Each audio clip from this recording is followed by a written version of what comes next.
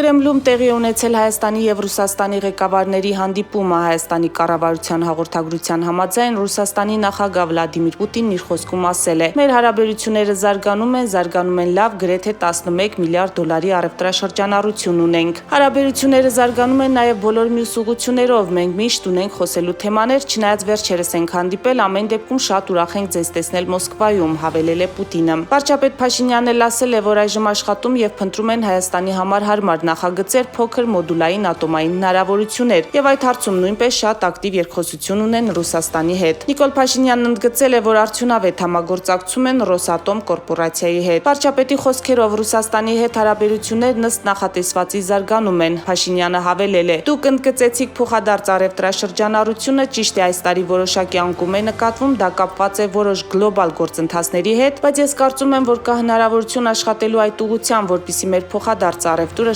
շարունակի աճել այն տեմպերով, որոնք արձանագրվել են 2023-24 թվականներին։ Իհարկե, մեր հարաբերությունների օրակարգը շատ հարուստ է եւ իսկապես ունենք քննարկելու բազմաթիվ հարցեր»։